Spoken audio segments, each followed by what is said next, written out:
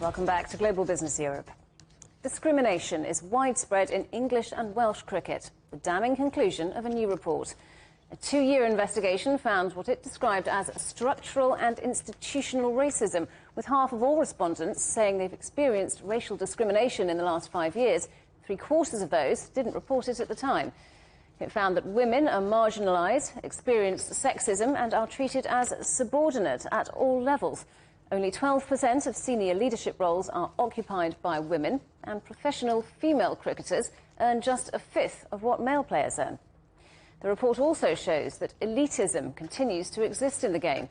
Nearly 60% of England's male players in 2021 were privately educated, compared to just 7% of the general population. Well, the chair of the England and Wales Cricket Board, Richard Thompson, has offered an unreserved apology and said that the sport would reset cricket. Azeem Rafiq is a former Yorkshire cricketer who suffered racial discrimination during his time at the club. I spoke to him about this report. I think from my own experience, it's not something that surprises me. There were a couple of things that stood out to me, which were actually not my experience or not something I was aware of. Like England women have not played a test match at Lord's, which I think was quite shocking for me. But I think apart from that, it's something I've lived and talked about over the last few years. And the report outlined prejudice against many different groups in cricket, didn't it? Racism, sexism, elitism. How systemic are the issues? Yeah, I think the report says that they're pretty entrenched. They're not just a few bad apples or a few bad comments. This entrenched in the structures of the game. The link between private schools and the county talent pathway. The cost barriers. The pay structures for women, amongst the stuff that I've talked about around race. I think the stats are 87% of Pakistani and Bangladeshi people feel like they've been discriminated in cricket. 82% Indian people feel like they've been discriminated in cricket, and 75% black people. These are big numbers.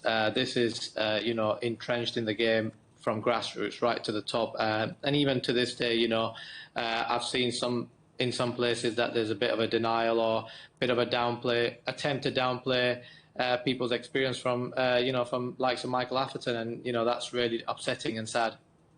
So do you think this report goes far enough? It's called for an apology from England and Wales cricket, but would you like to see more than that?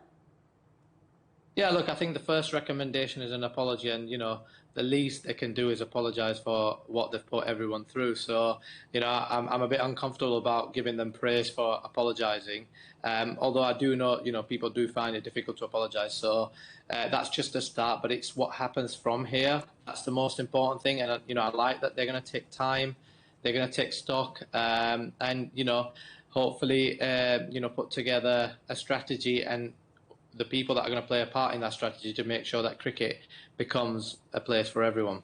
As for cricket, you said sport's broken. Can it be fixed?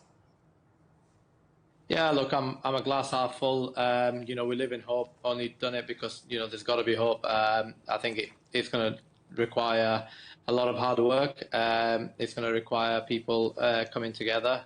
But live glass half full, and I want cricket to be the game that it should be. It's a game I still love. It's a game that's it's been my life, and I want my kids to experience the same thing, but without the abuse.